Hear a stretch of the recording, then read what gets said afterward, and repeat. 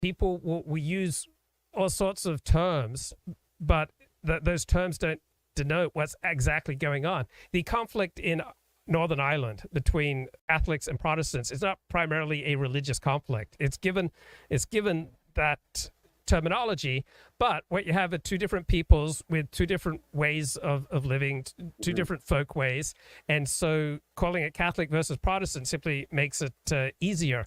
And so many of the people, I think, who identify as Christian nationalists, that's just a way that they can identify with a particular group that provides a possible way out of the hellscape that they see around them. And I don't think one should get too hung up on the details. Sure, there's a time and a place for getting hung up on the details. What exactly is Christian nationalism? But in the big picture, nationalism is an identification with a people. It usually has a racial, a civic, an ideological, and frequently a religious component. But whatever component people choose to make foremost isn't necessarily accurate. So I think people want safety out of what they see as a declining America. Oh, well, obviously America is in decline, but I was going to say that the interesting thing is if one wants to use the whole Christian label as a means of identifying oneself for the purpose of avoiding the collapse of traditional America, most Christians are trending quite to the left. As a matter of fact, every, as I mentioned, major Christian denomination has been captured by wokeists. And it's not like this was an armed coup. This happened within the rule book in each and every single denomination. So it's done obviously to keep the religion as congruent as possible with the emerging ideas of those who patronize it, the congregants. So I think that people want to use Christianity as some means of getting around, what America is becoming. They're not really seeing the forest through the trees. Perhaps they're not even seeing the trees at all. They probably have an idea of Christianity, which is very outdated. Well, we're all highly deluded. Like I'm here sharing my delusions, you're sharing your delusions, the audience is like, reality is so complicated. We struggle to get, some sense of what's going on.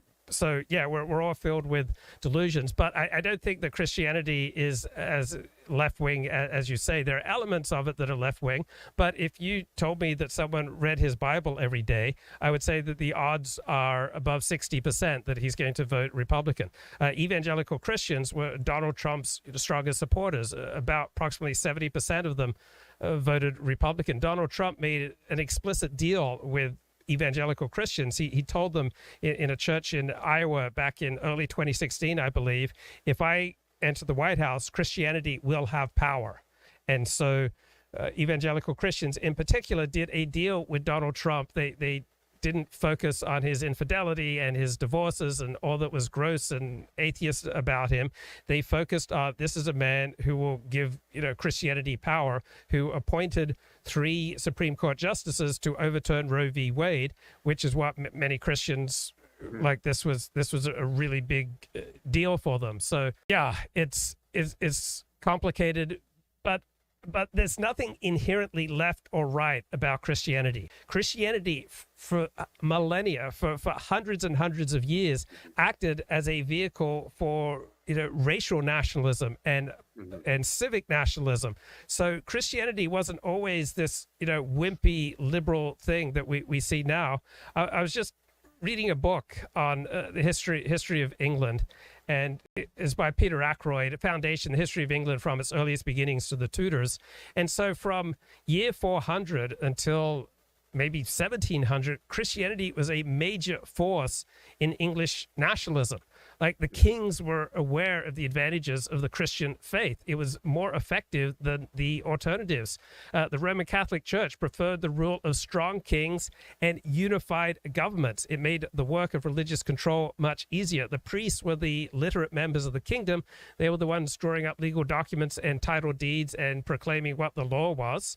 And the kings were happy to adopt quasi-liturgical roles as the embodiment of the people in public ritual. Now, did the kings have to believe in Christian faith to adopt this quasi-liturgical role? No. So it wasn't primarily an expression of their religiosity. It was just a way of enhancing authority, as a way of enforcing respect and ensuring obedience. So kings and saints appear at the same time in English history. and they're part of the same team that is knitting together the various regions of the country into one nation. A single English church required a single English nation at this Correct. stage. And so Christianity has frequently been a force for nationalism, for racial nationalism. It's not like it's some inherent universalist, left wing, degraded thing. It's Christianity. The thing of it is, people can make out of it whatever they want because inherently it has very little substance. It is something that obviously is an offshoot of Judaism, synthesized with various other religious traditions that were popular in the Mediterranean during the Bronze Age, and over the not just over the years, over the generations, Christianity continues to change. Christianity, with its very, very deep reliance on personal emotion, it's easy to channel it into the interests of whoever is in power. And that's why people on the left and the right are able to use it so reliably. I think this makes it a very bad idea, though, over the long run for any country to base itself on, because at the end of the day, there is no there. And that makes it very easy for somebody to usurp what you're doing and say, no, I have the true Christian belief. And they could point to something in the New Testament. Now, I know you wouldn't, but the theoretical you might say, no, I have the true Christian belief. It's right here. But then somebody points to the contradiction of that, and then you point to the contradiction of what they said, and it goes on and on and on. And this is what makes Christianity to me so infuriating. It's unique in that it's this substance free. But it's really, I think it's very bad for statecraft over the long run. There were iterations of it, as you said, that were very nationalistic, and they did work. But of course, they didn't last. Basically, the more developed a society becomes, the more technologically advanced it grows, the more educated its people are, the less they're willing to accept, supernatural reasons for X, Y, and Z taking place.